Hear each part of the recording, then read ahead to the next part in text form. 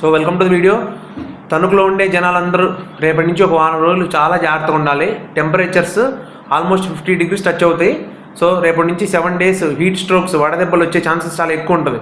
So ఈరోజు video ఏంటంటే 6 simple steps చెప్తాను వడదెబ్బ నుంచి కాపాడుకోవడానికి. ఫస్ట్ స్టెప్ ఏంటంటే కుదిరితే ఎంత కుదిరితే అంత మార్నింగ్ టైమ్స్ ఇంపార్టెంట్ పని ఉంటే తప్ప బయటికి రాకండి.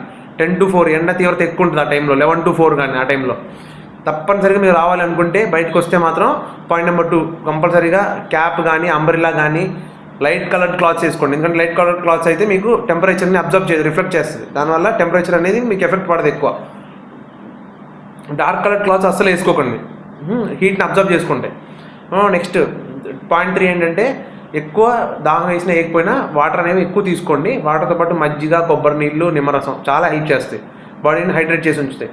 స్టెప్ నెంబర్ 4 వాటర్ రిచ్ ఉండే ఫుడ్స్, వాటర్ మిలాన్, కర్బూజా, కీరదోసకాయ ఇలాంటివి ఎక్కువ తీసుకోండి. పాయింట్ నెంబర్ 5 ఏంటంటే కాఫీ టీలు అలవాటు ఉన్నోళ్ళు లిమిట్గా తాగండి.